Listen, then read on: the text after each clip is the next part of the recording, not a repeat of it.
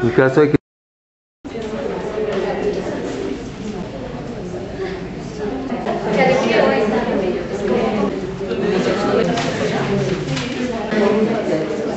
que se viene el video del blog de la entrevista de Judith, no sé cómo se pronuncia. tú lo pronunciaste muy bien ahorita. Judith, muy bien. Butler y Sonabria Taylor. Entonces, Sonabria Taylor era una chica que sufre de artrogriposis, ¿sí?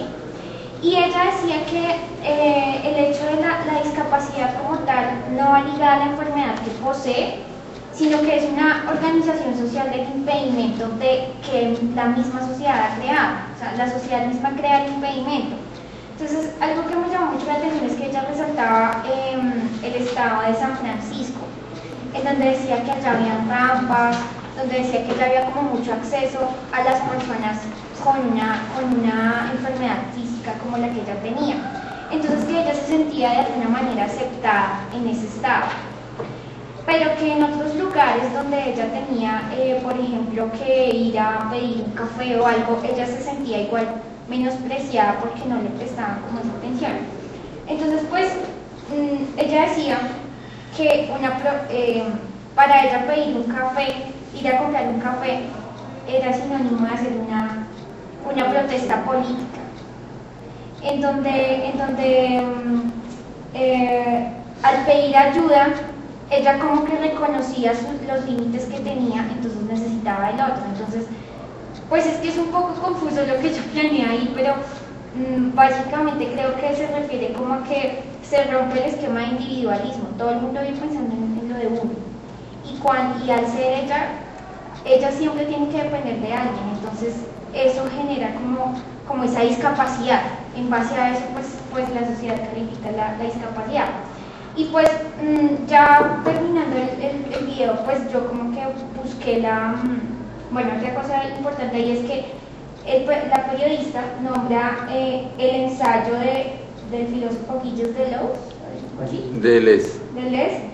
que se llama ¿Qué es lo que un cuerpo puede hacer? Entonces yo remontándome ahí habla como de que un cuerpo no necesita de los órganos, algo así como muy filosófico. Y ahí básicamente lo que se plantea es que las personas piensan que porque un cuerpo no tiene o no sufre una enfermedad física, entonces es autosuficiente y puede hacerlo todo. Entonces en base a eso es que la sociedad crea la discapacidad. Entonces fue muy interesante, y cuando averigué la biografía del periodista, que pensé que era un hombre y resultó ser una mujer, pues digamos que fue muy interesante como todos los aportes que hace al feminismo en base precisamente al estudio de esa teoría. Nosotros acá, pues mirando por internet con Germán, dice que esa teoría más que todo es como a la categorización de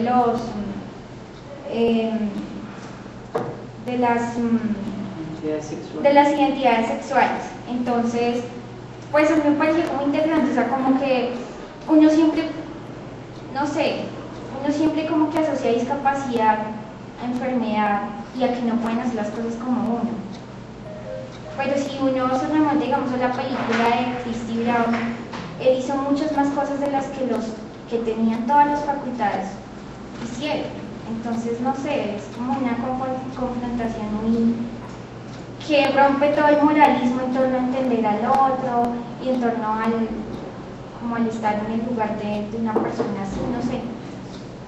O sea, yo creo que yo quedé muy confrontada con eso, realmente. Bueno, tu intervención hace que haga valido la pena madrugar un sábado. Vamos a ver si hay más intervenciones de ese estilo que haga la pena madrugar un sábado.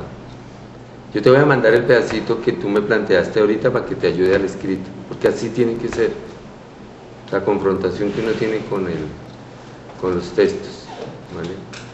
Te lo mando. Profe, en uno de los documentos hablaba, cuando yo le planteé a su merced que ponerse los zapatos del otro, que ahí se generó una discusión, que decía que no sé qué, ponerse los zapatos del otro era atrevido. Arrogante. Digo, eso, arrogante. Entonces, hay un pedazo en las lecturas que dice que en este momento, ¿cómo se trabajaría el principio de alteridad? Si uno supuestamente la alteridad es eso. Y ahí quedé loca.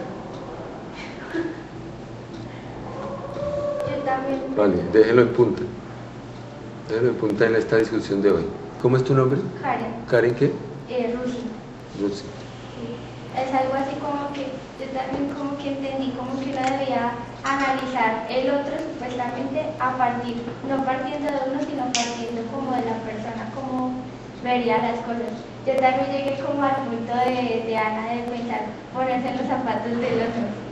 Entonces, pues no sé, seguro fue por eso, porque ella planteaba como que uno debe analizar, no como uno el punto de partida, sino como la otra persona, como las cosas ellas, ¿no?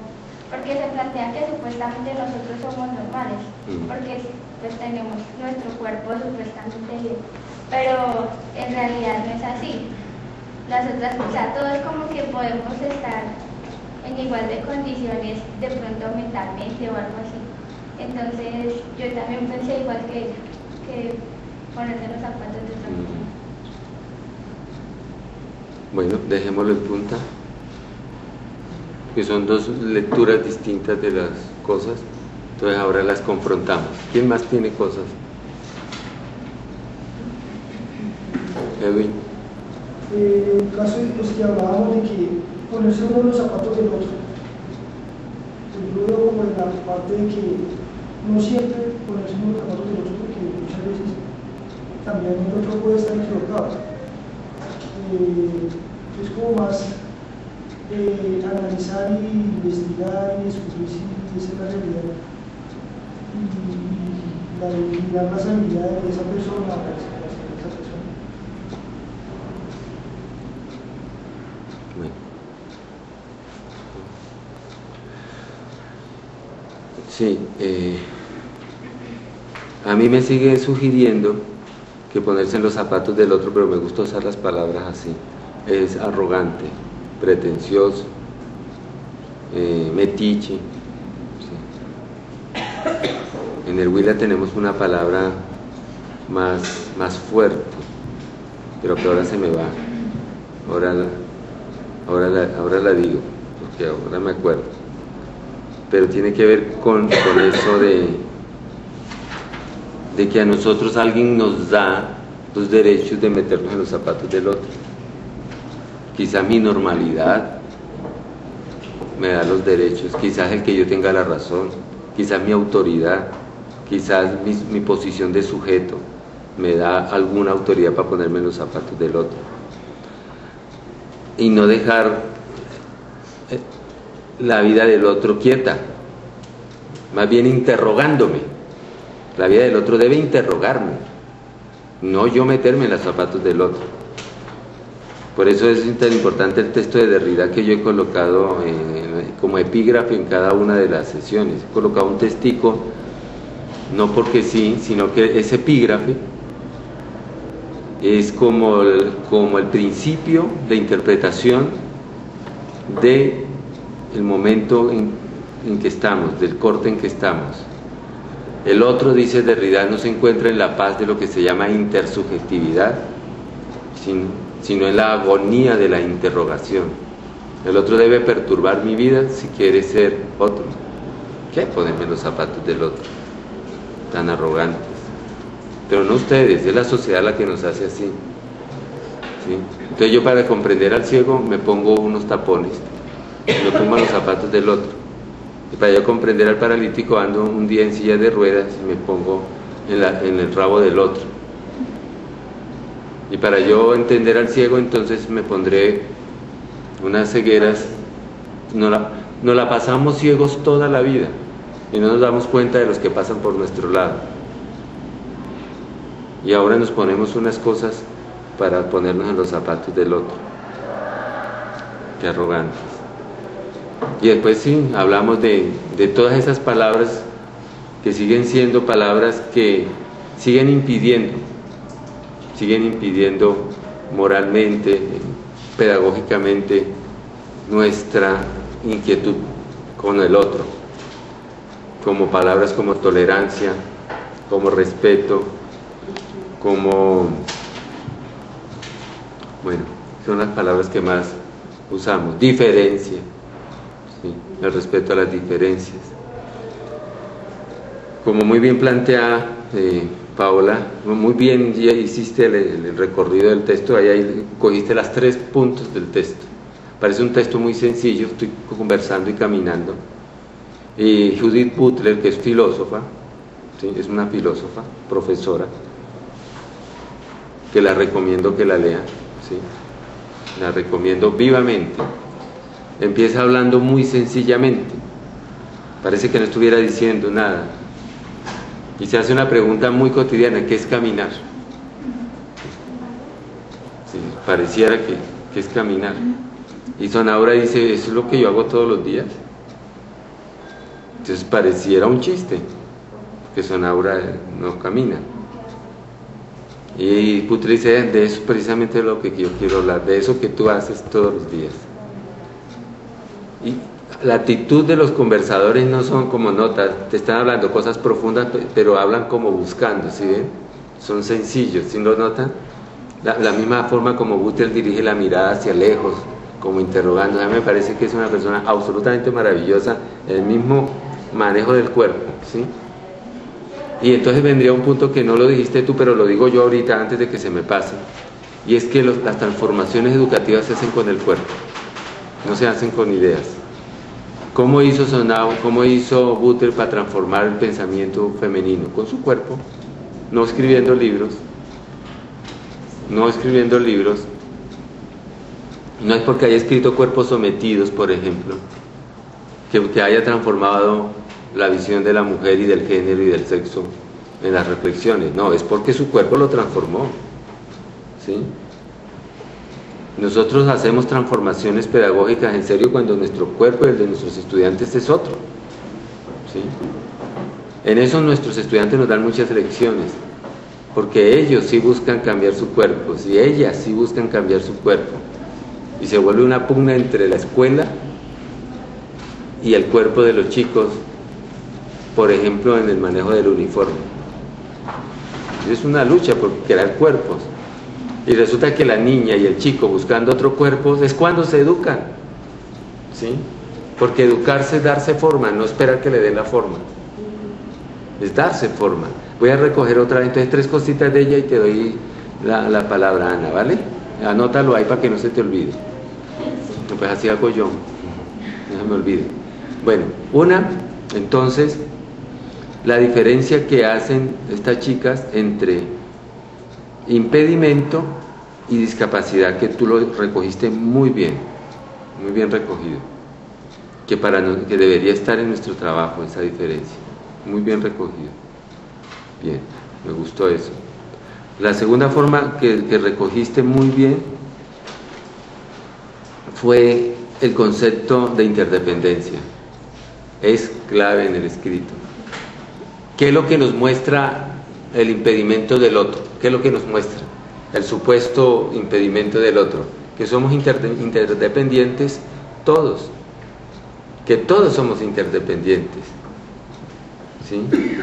Que todos nos necesitamos y que todos tenemos un impedimento de una u otra forma, ¿sí? Y que entonces cuida tu impedimento y deja los zapatos del otro quietos, ¿sí? Cuida tú tu impedimento, lucha contra él, o mejor dicho, lucha a superarte sobre él, ¿sí? El tercer punto que cogiste, que me parecía el más difícil, y me alegra que lo hayas pillado. ¿Cuánto tiempo le dedicaste a ese video? No, lo vi una vez, la verdad. Pero pues yo iba anotando como lo que iban diciendo. Muy bien, ibas agarrando varias cosas, las 3 bisagras del video las cogiste rápido. La otra es el concepto del cuerpo. Son 3 entonces, 3 conceptos que... El concepto del cuerpo. Nadie sabe lo que un cuerpo puede. Es una frase absolutamente hermosa, más que hermosa. Es una frase programática. ¿Ves? Nosotros nos producen un cuerpo, los que tienen 18, 20, 25 y un poquito más, a los que tenemos 30 y 15 o más, nos han estado produciendo el cuerpo. Ese cuerpo que ustedes y yo sentimos, gustamos, le tememos, no es nuestro cuerpo, es un cuerpo que nos han producido. La familia, la escuela, la religión, los amigos, y ahora la publicidad, el entretenimiento, la moda. No son nuestros cuerpos producidos, ¿sí? Entonces el riesgo es que nuestro cuerpo sea otra cosa, entonces nadie sabe lo que mi cuerpo puede. Poder ir sobre los impedimentos en los cuales me han colocado mi cuerpo, ¿sí? Sería el proyecto, el programa, ¿sí? El camino, ¿sí? También no es un invento de estos autores. Uno nota también en nuestras chicas, en nuestros chicos en la universidad y en el colegio, que inventan sus cuerpos. Por ejemplo, se visten de una manera que no es la moda, sino de acuerdo a su cuerpo, ¿sí? Si son delgadas, crean un tipo de ropa, la buscan, se ve que han buscado la ropa que quieren, buscan la ropa de acuerdo a la tonalidad de la piel, ¿sí?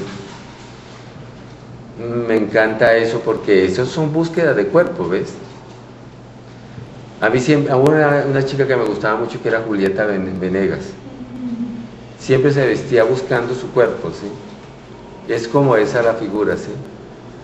Un poco de lo que a mí, yo diría, Judith Butler se viste buscando su cuerpo, el cuerpo que ella quiere. Muy bien pillaste el asunto de que es un concepto filosófico, el concepto de cuerpo sin órganos. Es verdad. Es una elaboración de filósofo francés Gilles Deleuze, que parte de unas reflexiones de un filósofo del siglo XVIII llamado Baruch Spinoza. El concepto de pulsión, pasión, y que nuestro cuerpo está hecho de órganos. De órganos, nos han dicho para qué sirve el ojo, para qué sirven las manos, para qué sirven nuestros órganos sexuales, para qué sirve el ano, dice Butler, ya nos lo tienen. No sirve sino para una sola cosa y ya no podemos hacer otra cosa. Volver otra vez a ese territorio perdido y decir, yo creo mi cuerpo de nuevo, ¿sí? Es el cuerpo sin órganos. Un tema un poco delicado y apasionante, porque el texto, yo te lo puedo mandar, el texto de Spinoza, el texto de Deleuze explicando Spinoza es absolutamente bonito y hermoso, y está en Google. Lo que pasa es que le pusieron otro título y entonces no es fácil de encontrarlo, pero yo te lo puedo mandar. Es una conversación que tuvo Deleuze. Bueno, muy bien, esos 3 puntos están muy bien agarrados y vale la pena tenerlos en cuenta. Antes de pasar al segundo corte, 2 minutos de avisos parroquiales, en cuanto que sí, han estado muy flojos en esta participación ustedes, muy flojos. Creo que no va a haber mucha nota buena, yo les advierto. Algunos aparecieron solamente ahora en la semana de evaluación. Eso me hace sospechar que, por ejemplo, no llevaron resúmenes, no hicieron sus resúmenes semanales. Para ustedes, no para mí. Y me hace sospechar que entonces me trajeron cualquier escrito, y eso me hace sospechar que no tendremos un buen rendimiento en el primer corte. Lamento mucho eso. Yo les mandé casi 8 días y hasta 2 veces por semana avisándoles qué pasaba. Entonces vamos a ver qué pasa en el segundo corte, si ustedes van a seguir echándose a las petacas, como decía mi profesor. Ahora yo lo reproduzco orgullosamente, ¿ves? Reproduzco. Vamos a ver qué pasa en el segundo corte. El primero, no, perdidos. Vinieron vienen a la tutoría como a inspeccionar, a ver de qué se trata el asunto, y se pierden. No se puede estudiar así, no se puede estudiar así. Ahí hay un foro o discusión, es lo mismo, que tú entras en el Blackboard. ¿Qué es lo que tienes que hacer ahí? Bueno, yo lo voy a abrir esta semana desde el segundo corte. Lo que tienes que hacer es ir metiendo tus actividades, comentarla con tus compañeros. ¿Qué digo ahí? No, pues ve haciendo tus resúmenes y cómo va. No tienes que hacer ninguna participación superdotada ahí. No, voy contando cosas y yo lo voy regañando de paso, buenas. Y ahí van enderezándose. Profe, en eso, es que ahí viene una cosa, nosotros podemos expresar lo que vamos entendiendo de las lecturas, ¿sí? o le tenemos que dar como ya la síntesis de lo que se ha entendido. Claro, es que debe ser lo mismo. No, sí, pero digo, se puede de alguna forma, de una manera simple, sin necesidad de llegar tan estructurado el diálogo. Claro, Sí. de una manera simple. Sí, claro. Pero no digan bobadas, porque No, entonces yo les caigo. no. ¿Ves? Yo les caigo, como notaron que yo les caía a varios. No digo, ay, pobrecito ese niño que no sabía caminar. No me vengan con esas cosas. Obvio que no. Cuando vemos a este chico así, hay que hacerse la pregunta, nadie sabe lo que un cuerpo puede. Eso. Hay que dejar esa mirada lastimera, compasiva, malentendida. Y lo que el otro debe producir en mí es interrogación, ojo con eso. Allá va el tema de la pedagogía de la diferencia. Lo que el otro debe producir en mí es interrogación. Así se trabaja la alteridad. Así se trabaja la alteridad. Así se trabaja la alteridad. La alteridad no es ponerme los zapatos del otro. Porque es que lo que pasa es que en el colegio donde yo trabajo, ese es uno de los valores que más se trabaja, la alteridad, pero se está planteando desde el ponerse en los zapatos del otro. No, pues eso así, no, por eso yo digo que esta materia es una objeción, es una malestar con los conceptos de inclusión, yo lo dije al principio. Todos esos conceptos de inclusión, de diferencia, de diversidad. Esta materia es lo contrario de lo que dice. Se llama pedagogía de la diferencia, la materia es una interrogación y una crítica a las pedagogías de la diferencia. ¿Sí? ¿Sí? Tienen que pillarse eso. Profe, en lo que hablaba Foucault, que fue lo de la clase del 8 de enero, en la de los anormales, en esa parte cuando se dijo lo de que el uniforme, él plantea también que el pertenecer a una institución y portar un uniforme no garantiza un cambio en el sujeto, o sea, no garantiza que el sujeto, a pesar de portar el uniforme, va a cambiar su pensamiento. Entonces, cuando hablamos del uniforme, a mí me gusta esa parte porque el ser de alguna manera tradicional con la parte del uniforme, igual los muchachos siguen en ese cambio constante, de acuerdo también al ¿cómo se llama? A la evolución, lo que hablábamos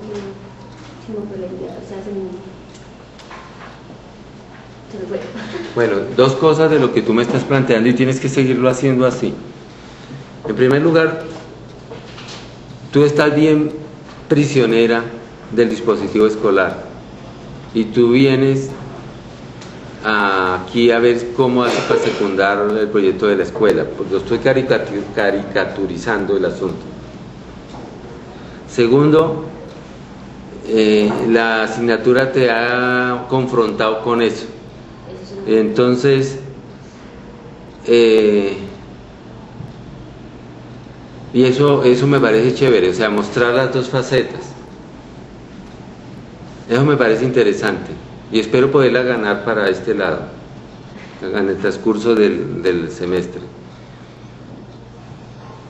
La escuela tiene muchas cosas y la necesitamos, pero hoy es presa o de los moralismos o del proyecto disciplinar de la sociedad o del proyecto técnico-científico de la transmisión de ciencia.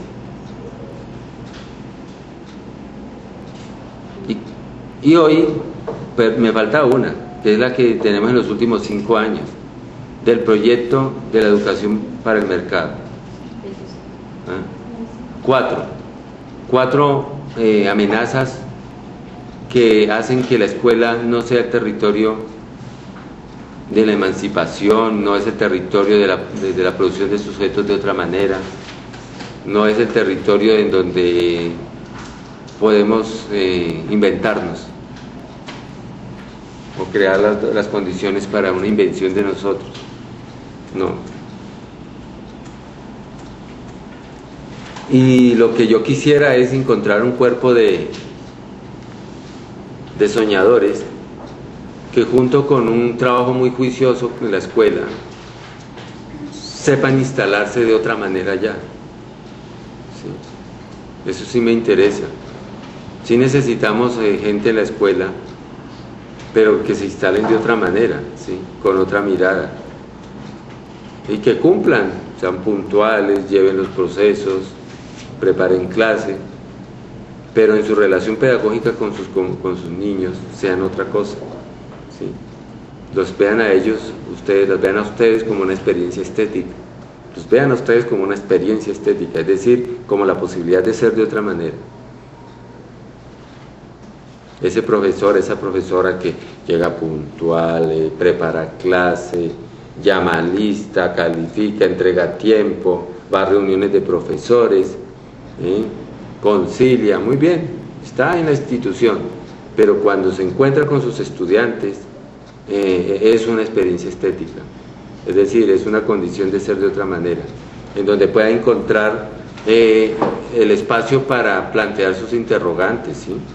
Sus inquietudes más profundas, sin miedo, sus rabias, sus pulsiones, sus pecados. Pero hasta ahora nosotros somos policías, solo nos falta el uniforme verde, nos falta la cosa esa para que no nos el chaleco, no más. Como docentes, pues cuando estaba en el colegio veía, el profesor también tenía que cumplir las normas que estaba en el colegio.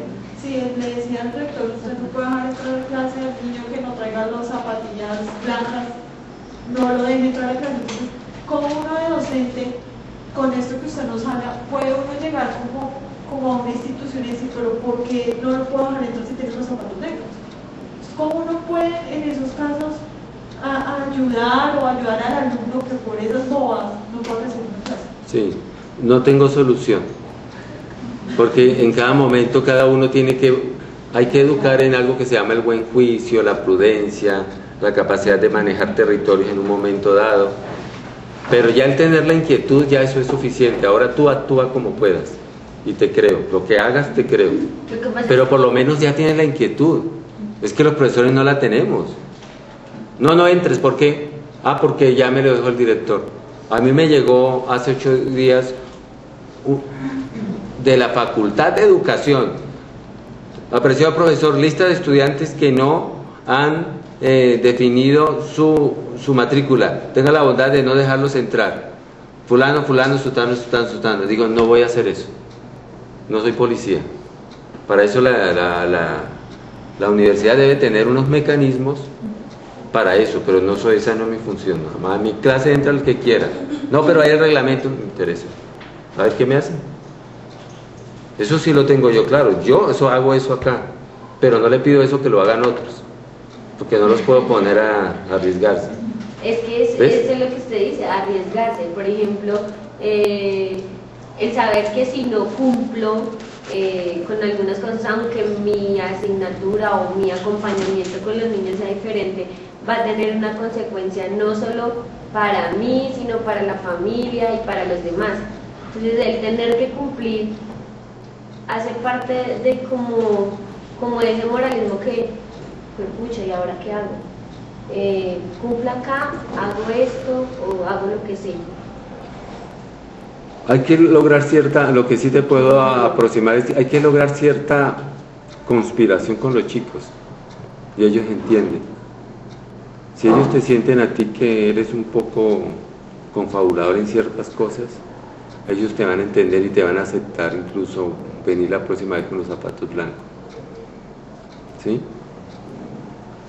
porque sabes que tú también andas en esa jugada, ¿sí? Que lo está pensando con él. Lo chévere es que podamos tener maestros que piensen la escuela con los muchachos, ¿sí?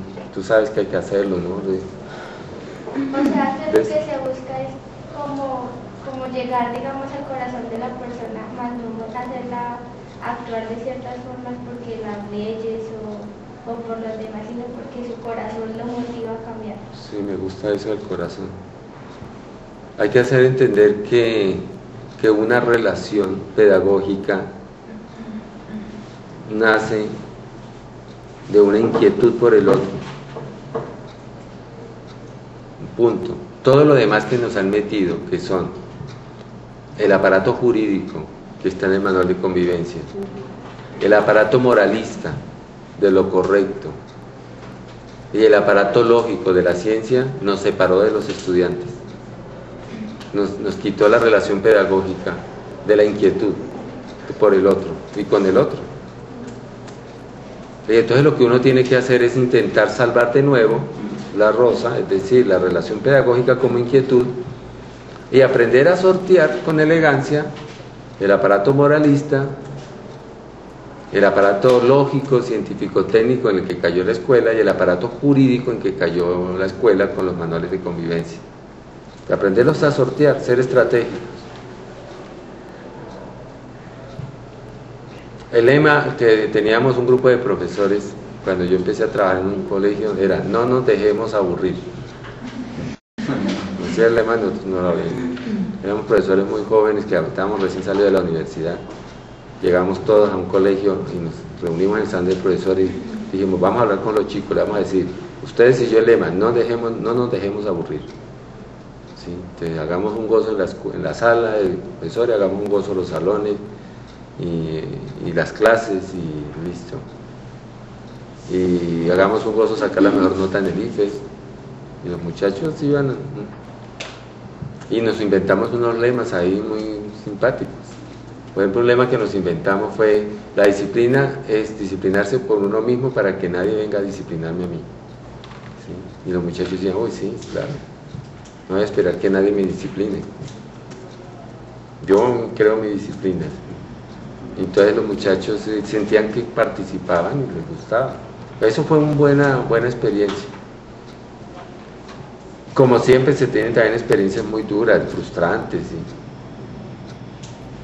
Pero esa es la búsqueda y nos dio buenos resultados, ¿sí?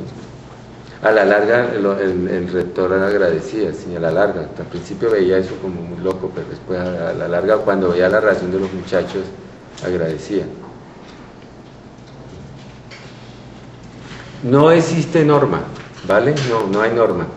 Caer en cuenta es lo principal. Después actúa como tu discrecionalidad te diga, y lo que hagas, eso es. Pero primero caer en cuenta. Pero me alegra, volviendo a tu planteamiento, Ana, lo que quiero decir es que me alegra esa atención. Entonces mantente en esa atención hasta que puedas resolverla. Y sigue interviniendo en ese punto. ¿Tú? Otra cosa que quería hacer acotaciones acerca de los filósofos, que me parece que respecto al tema que está tocando, algo que ha ayudado también a que se cree un abismo entre educando y docente es, que lo nombran los filósofos, es la introducción de las velocidades inhumanas, lo que es el internet, este tipo de cosas que ha alejado más al estudiante del docente porque tiene otros conocimientos distintos. Entonces, me parece que también ahí hablaban sobre el que ahorita la función está creada como hacia la forma, que al ser es la forma, o sea, solamente estamos pensando como en el físico y ese tipo de cosas que son superfluas para una relación más estrecha y más interna con el docente.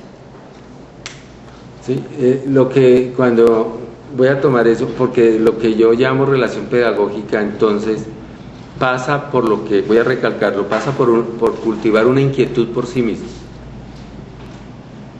Y entonces no pasa necesariamente, a no ser, pasa secundariamente por el conocimiento. ¿Sí? Secundariamente. Por eso, nuestros muchachos podrían encontrar la información, el conocimiento, los datos en otra parte, en la biblioteca, en el internet, en History Channel, donde sea, no importa. porque a mí como maestro me sigue correspondiendo el cultivo de la inquietud por él, ¿ves? Eso sí no me lo pueden quitar. ¿Quién me quita eso? History Channel no puede hacer eso, toda una base de datos no lo puede hacer eso. Hace 8 días se suicidó una chica aquí en un colegio, salen las noticias. No hay que echarle la culpa a la escuela, pero la escuela sí tiene que interrogarse por qué nuestros chicos pierden esa inquietud por sí mismos, que los lleva a cultivarse, a cuidarse, a buscarse, a saber que no pertenecen ahí. ¿Sabe por qué estoy aburrido en la escuela? Porque no pertenezco a la escuela. ¡Qué güey! Profesor, estoy aburrido en la escuela.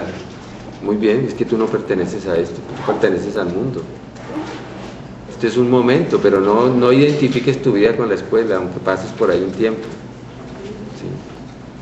Hay que también quitar esa mirada idealista de la escuela. Porque entonces nuestros muchachos empiezan a estrellarse y al estrellarse pasan cosas como las que sabemos, ¿no? Consumo de drogas, búsqueda de amigos tontos, ¿sí? Experiencias que no cultivan la vida.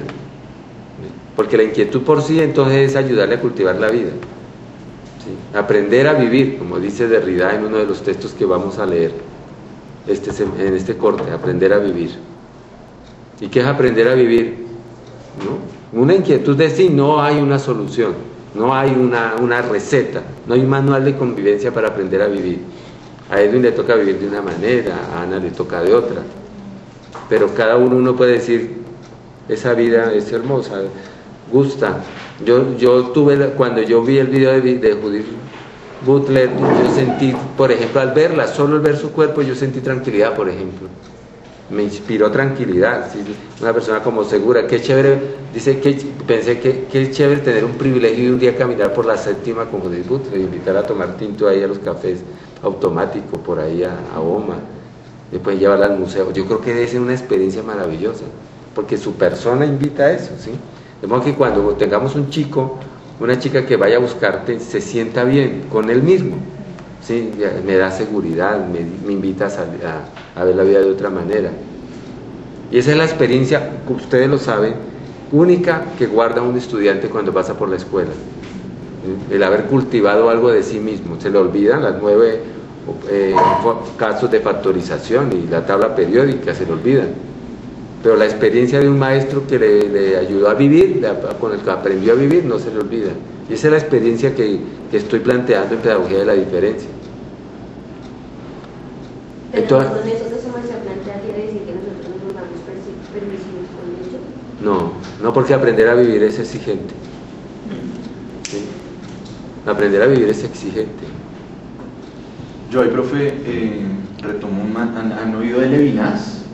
Es un filósofo, una nota que trabaja un resto el tema de otredad, y él lo que dice es el yo y en cierta medida lo que yo construyo es una construcción de encuentros, ¿sí? De encuentros con la gente, es decir, en la medida en que yo me encuentro con el otro, pues me construyo a mí mismo, y es como full eso, ¿no? Como uno tener la conciencia de qué es lo que está contagiando todo el tiempo en los colegios. Yo trabajo un resto de temas como de convivencia, los profesores son como cuídense, respétense, trátense bien, pero el combo de profesores sea durísimo, ¿sí? Entonces es una nota este hombre, Levinas, porque hablas de eso, y es de, primero, cambiar la noción de otro, como en el lenguaje, lo que venías hablando. Dos cosas con respecto a la inquietud, muy interesante. ¿Cómo es que me preguntaste cómo es? Que quiero usar tus palabras. Tú, sí. Que eso no sería una... Se vuelven permisivos. O sea, no es volverse permisivo con los estudiantes. Ya. O sea, No es un asunto de permisividad. Porque la relación pedagógica tendría dos cosas: es inquietud, el cultivo de la inquietud. Segundo, el cultivo de la inquietud debe ser consecuente, coherente. Y la inquietud de sí, entonces, endereza, ¿sí? Pero es que el enderezamiento es no dado por otros. O sea, yo a lo que voy es a los 3 elementos o 4 que ya encontramos, en los cuales hemos centrado la educación de nuestros niños. El aparato moralista, ¿sí o no? No te toques ahí, no te enamores, no abraces. ¿Cómo así no lo mires? No toque las piernas a su compañero. Sí, bien, eso es una. El aparato jurídico, derechos y deberes. Estos son tus deberes, ¿sí? Respetarme, callarse cuando te hablo. El aparato técnico, sea lógico, sea coherente, hable claro. Pero no como eso Y el aparato nuevo de hace unos 5 años para acá, sea emprendedor, sea innovador, sea exitoso, sea creativo. Mierda. Eso es, no. Viene un trabajo de la inquietud de sí, tienes compañeros, porque el primer elemento que no lo hace permisivo, Ana, primer elemento que no lo hace permisivo, la interdependencia. Descubrir que somos interdependientes, nada permisivo, porque entonces yo tengo que vivir enderezado para el otro, ¿sí? ¿Ves?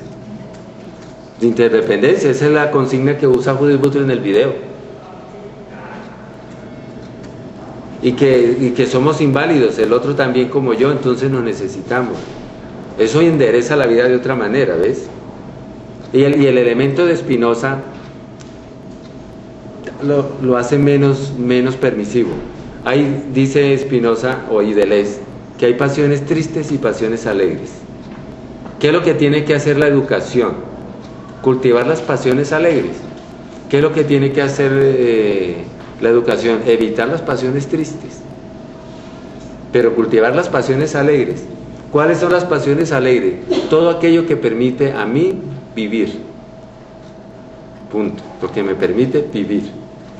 ¿Cuáles son las pasiones tristes? Las que no me permiten vivir. El rencor, la venganza, no me permite vivir. Las drogas no me permiten vivir. No es un problema de moralismo, ni de tecnicismo, ni nada. El abuso del alcohol no me permite vivir. No es un problema de moralismo, ¿ves? Es otra forma de...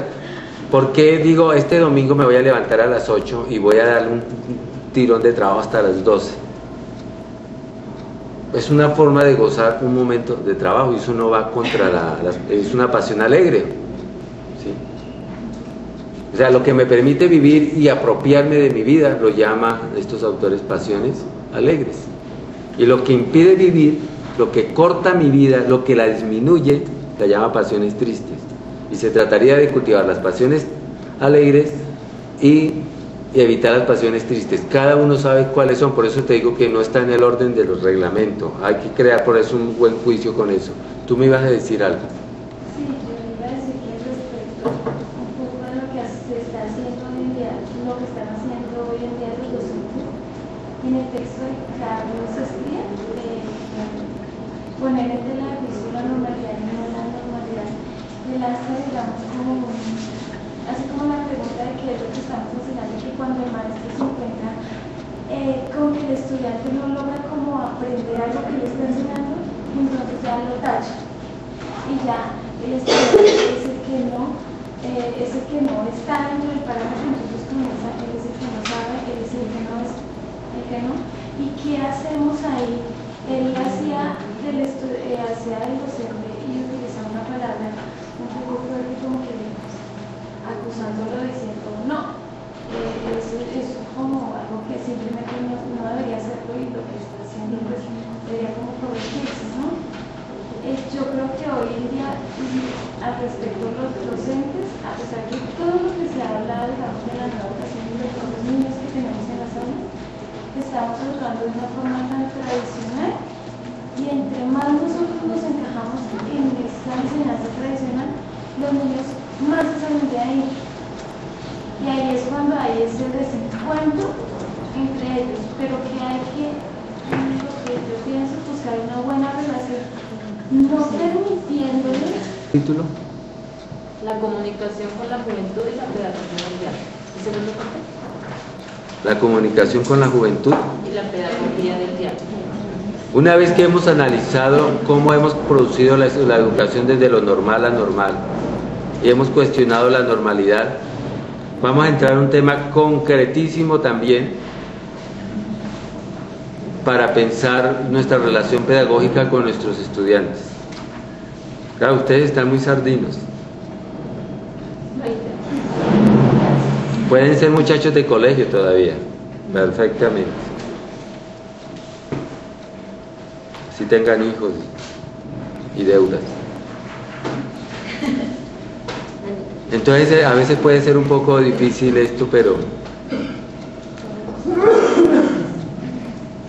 el gran tema de hoy de la educación y la educación del bachillerato, de la básica primaria y de la media es el tema de la comunicación con los jóvenes, el diálogo con los jóvenes, ¿no? Tema también absolutamente trajinado y preocupante. Y entonces los grandes lemas es que el diálogo con la juventud se ha hecho imposible. O la otra, estos jóvenes de ahora.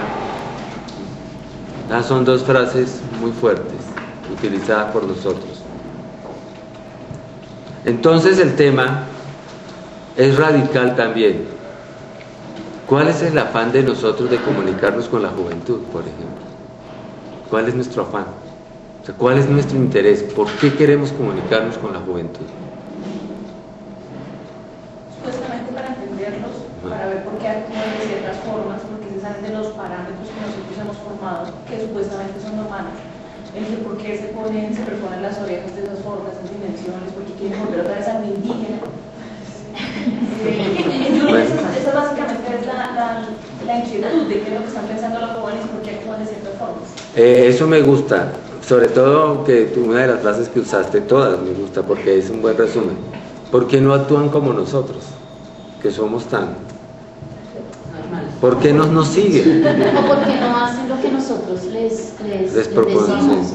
Y generalmente eso es lo que pasa en el aula de clase cuando los jóvenes son más grandes.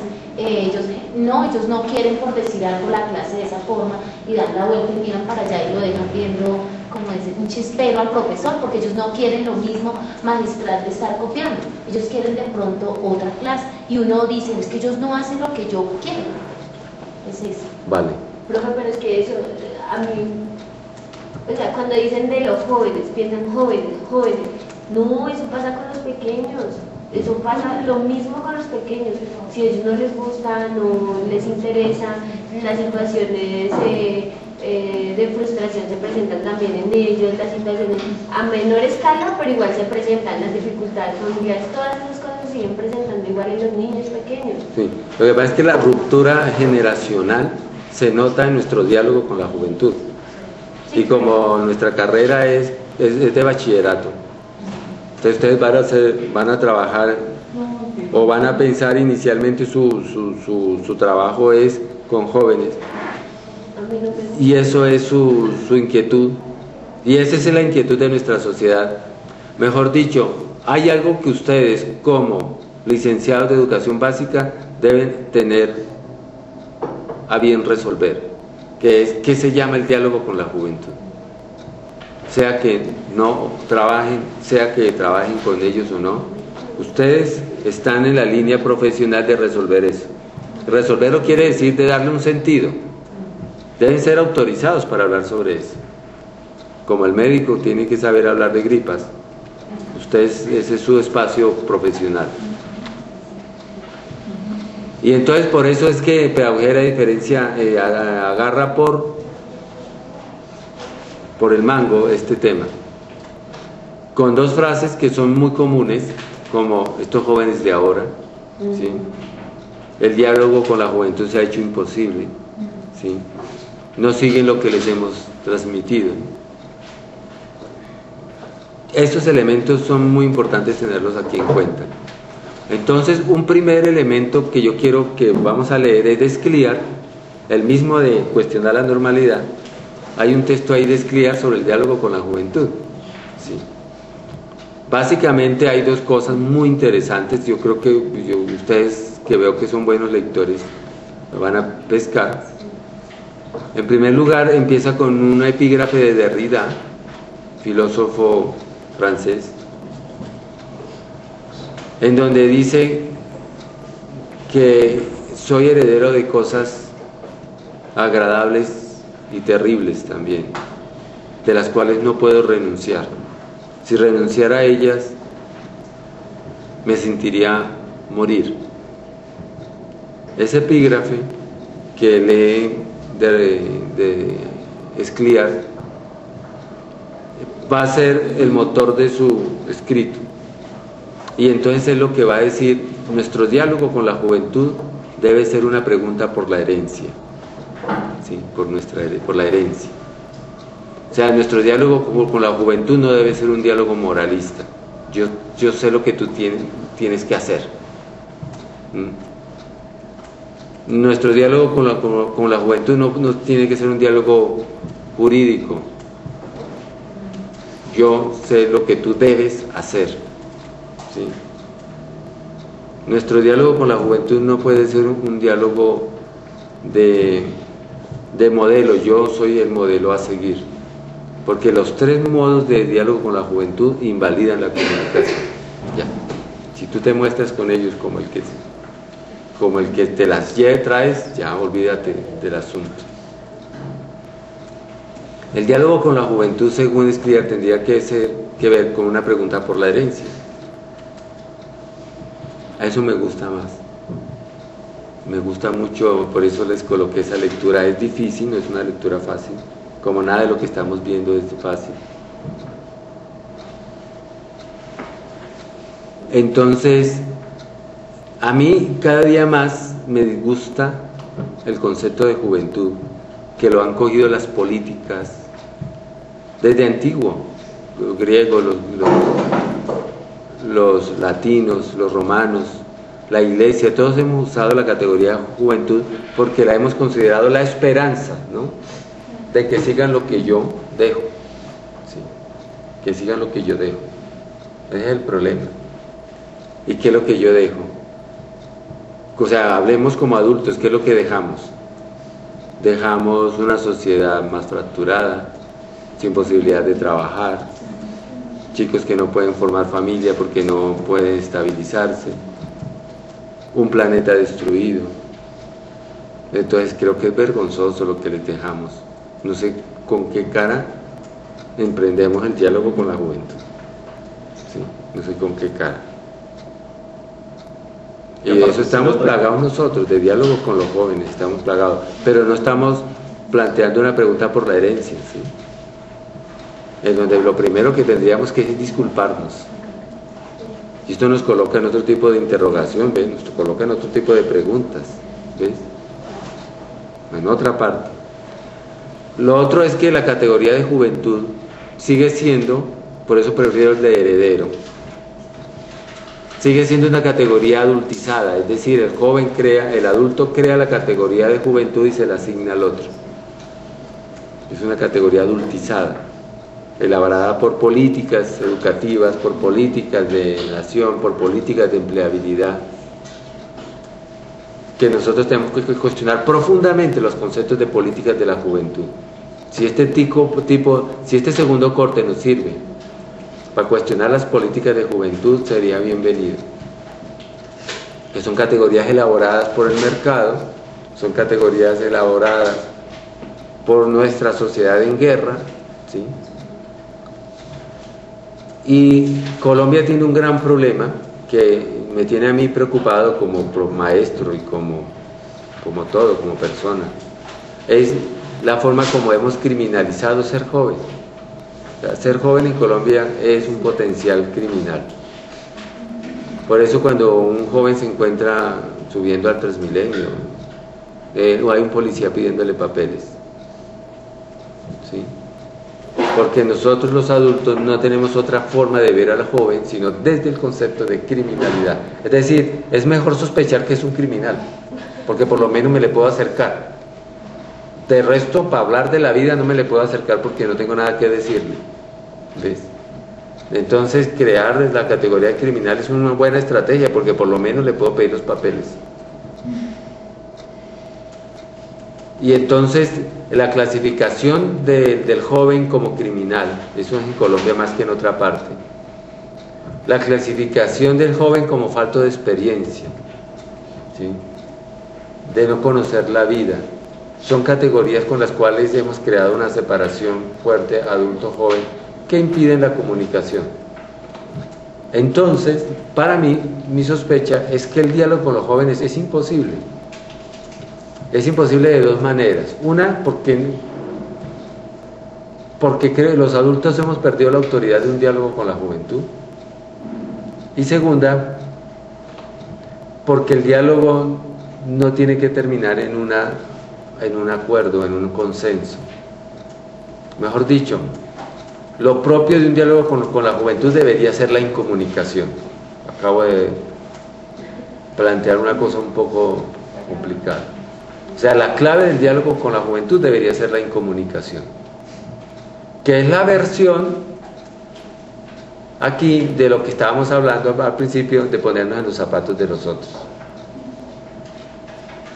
Ese afán de comunicarnos con la juventud para mostrarnos que modernos o light o comprensivo o tolerante, eso es una mirada facilista del diálogo con la juventud.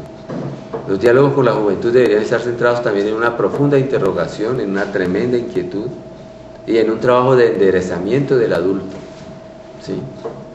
El adulto debería enderezar su camino, no el joven. Bueno, el joven también, pero también el adulto debería enderezar su camino.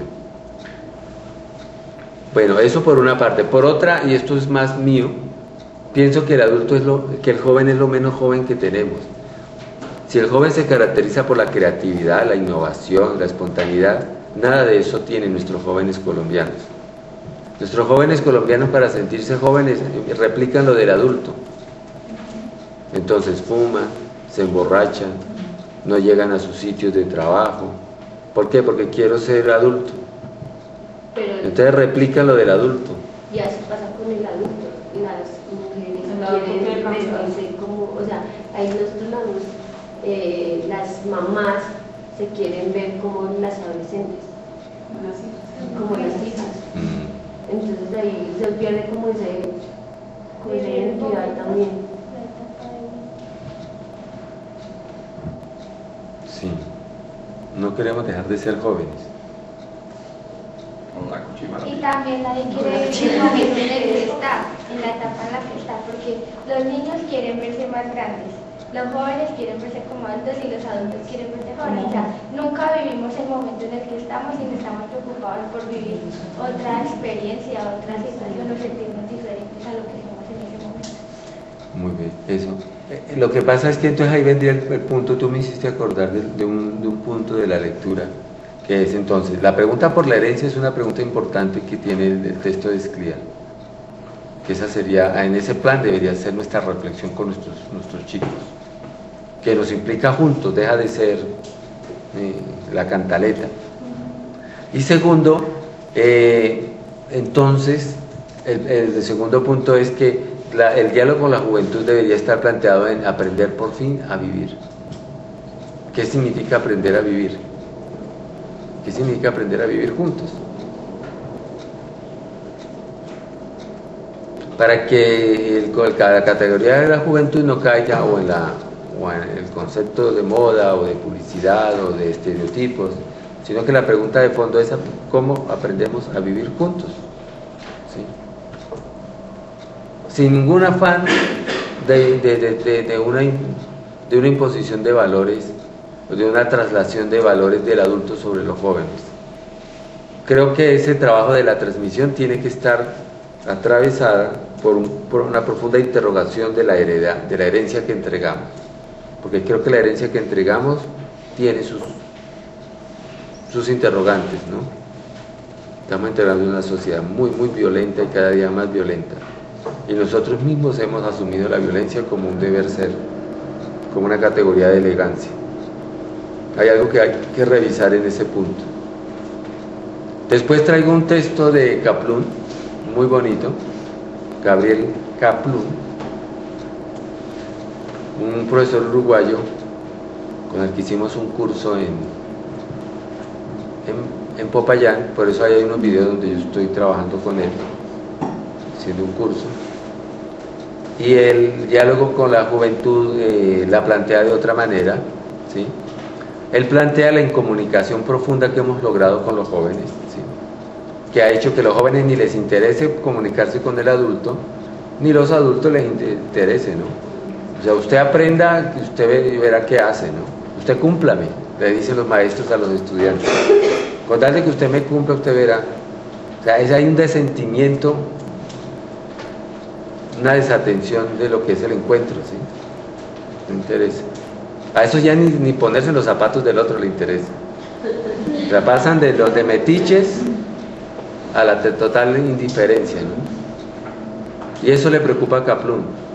Entonces, ¿cómo lograr otra vez un puente con la juventud? Se pregunta Kaplún, ¿cómo lograrlo? Entonces él plantea que tiene que ver más bien con la estética, con encontrar los juegos estéticos de los muchachos para poder encontrar un punto de comunicación con ellos. Ese es el planteamiento de Kaplún. ¿Suena muy lejano? Le voy a poner ejemplos concretos. Kaplún plantea trabajar con los chicos, por ejemplo, con la música que escuchan, para saber qué es lo que están sintiendo, buscando, pensando, cuáles son sus reclamos. Entonces, por ejemplo, en el Cono Sur hay una música que para nosotros es muy ordinaria, muy de bajo fondo, que se llama la cumbia villera. Ah, sí. Sí. Pero que ahí se nota, trabajar la cumbia villera, se notan los reclamos, sus búsquedas, ¿sí? Sí. Aquí hay un barrio donde yo vivo, siempre ponen los sábados por ahí la gente una canción de un tipo que no recuerdo el nombre, dice que conmigo nadie se mete, no sé qué. Eso es como música de protesta. Sí, sí. Esa música de bajo fondo él analiza con los muchachos para poder entender algo que es muy importante de ellos, sus rabias. Eso es parecida a la cumbia argentina, Sí, ¿sí? sí, la cumbia villera, sí. Sí. Esa es. Que las canciones aquí de Johnny Rivera y esas, ¿sí? Sí, Ese es ese mundo. Que nosotros lo despreciamos, pero que él dice, yo necesito entrar a ver qué es lo que están pensando, entregándole a la juventud, a la sociedad, cuáles son sus reclamos. Desde ahí hace un encuentro con ellos. La otra es el Identikit, los trabajos de Identikit, que después lo hacemos acá.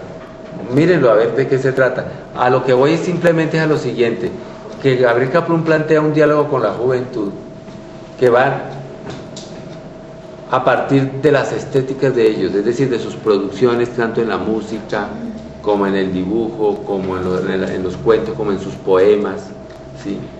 Yo creo que hay que aprender a analizar el rap, por ejemplo, el hip hop, que aquí en Bogotá es fuerte. El reclamo juvenil del hip hop y del rap en Bogotá es fuerte. Y nosotros no lo hemos analizado. Chévere hacer un trabajo de grado de eso. El rap y el hip hop en los reclamos juveniles. ¿Sí? Otra pista para el segundo corte que me parece importante es que en pedagogía de las diferencias, y casi todas las pedagogías de la diferencia han descuidado algo que no es diferencia sino desigualdad. Vamos a hacer una diferencia entre diferencia y desigualdad, que uno se puede no puede pasar desapercibido. En los últimos años se volvió muy light hablar de las diferencias, ¿sí? Nosotros somos diferentes, ¿sí? Entonces, género,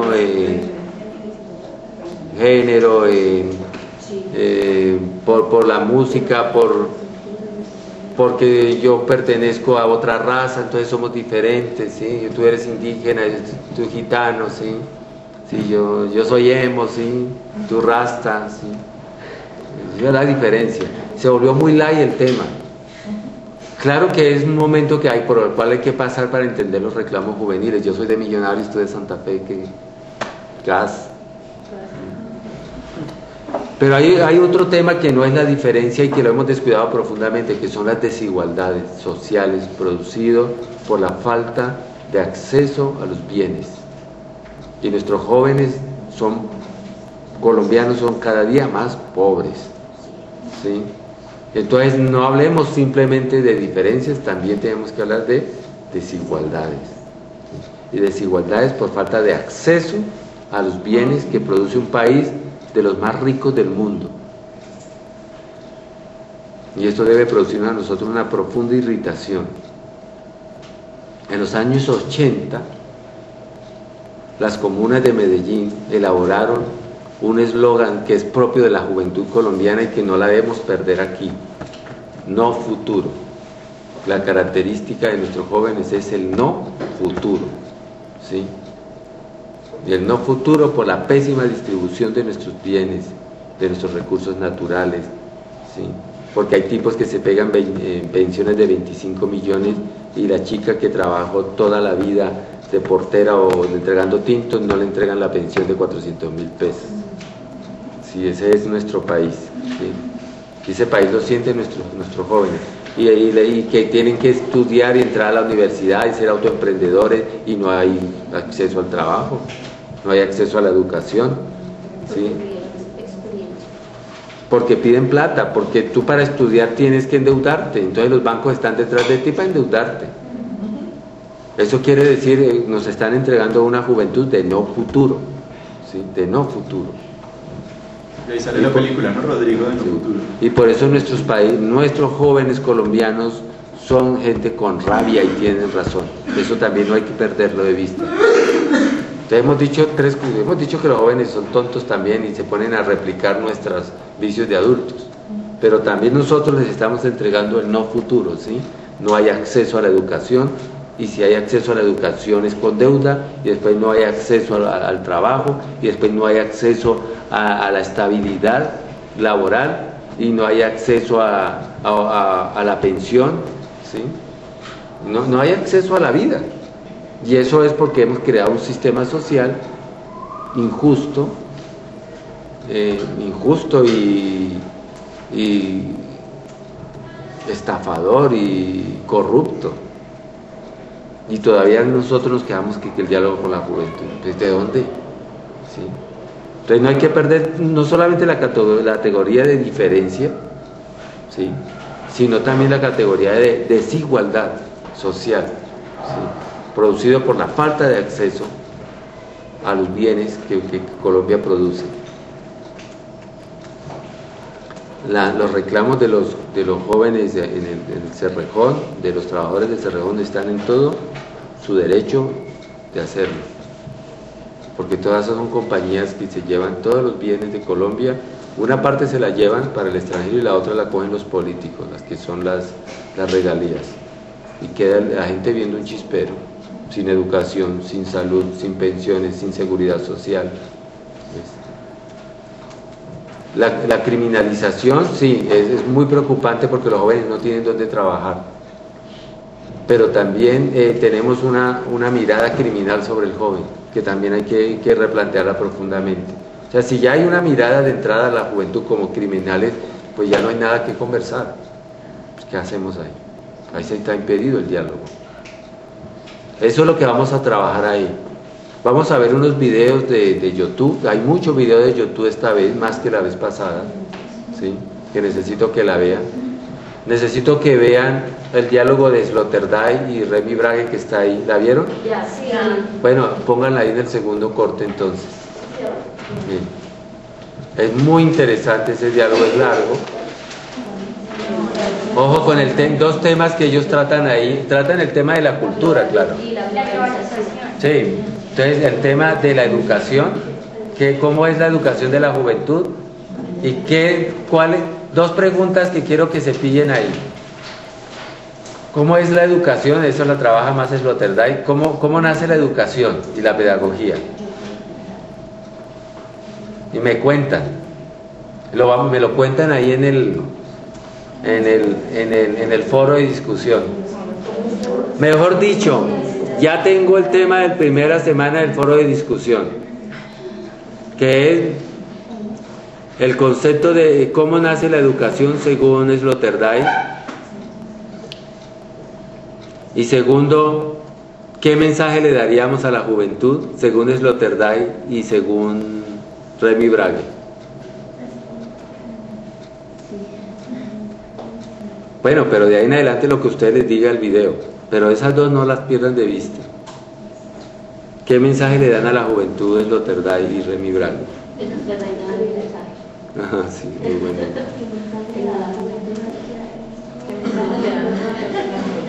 ¿Qué dice? A ver, Ana y... Señor, ¿Qué dice? él dice que no, que, o sea, cuando le preguntan qué diría la juventud, él se queda como nada, o sea, no digo nada, porque cada uno como que es el que debe saber para dónde va, sin que los demás lo direccionen. Eso es lo que entendí. Lo que pasa es que dicen que nos han envenenado el cerebro y que cada quien debe tomar como si fuese vivencia. Cada uno debe sentir su vida como un comienzo. Oh, esa frase es fabulosa. Nosotros queremos que la vida de los jóvenes sea la continuación nuestra.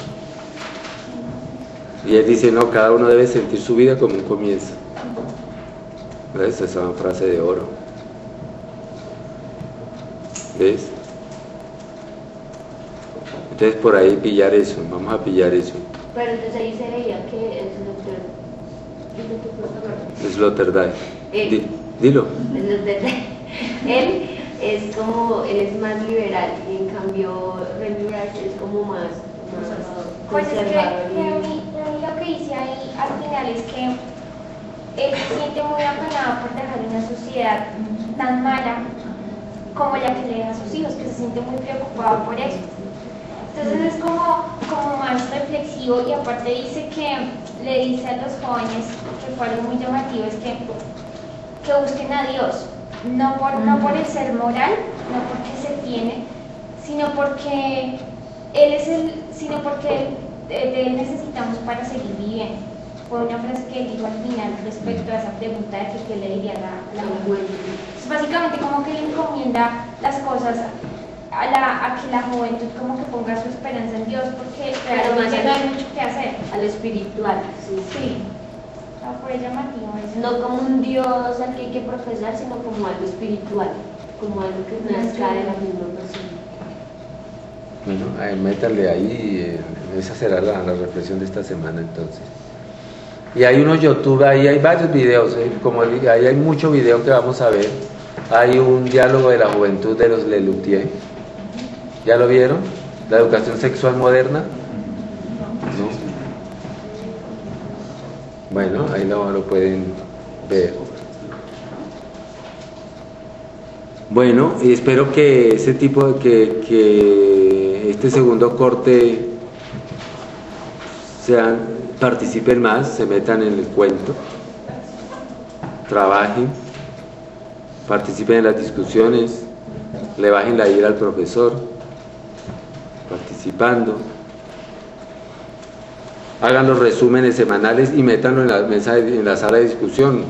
No me la tienen que enviar, porque desde ahí es que yo puedo también participar. Y nos vemos entonces, si les parece, cuando nos toque la próxima, ¿no? Y si van a ir a conversar conmigo, me avisan y nos activan. Bueno, ¿cómo sienten la materia, el segundo corte? Por lo menos ella se va acoplando. Vamos menos perdidos por Claro, como el primero direccionado. La parte C. la primera es un ensayo de error. Ay, ensayo de error. Por eso no fue tan duro, pero... Me encantan los ensayos de error. Ustedes ensayan, ustedes el error y yo ensayo. ¿Eso no existe en la pedagogía del error? El Sí. ensayo. Deberíamos practicarla, entonces empecemos. A que no te están duro. Sí, bueno.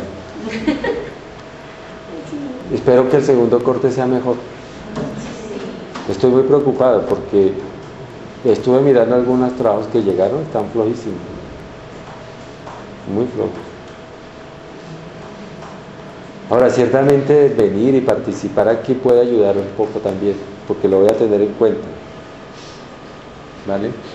Entonces nos vemos, gracias. ¿Sí? Gracias, profesor.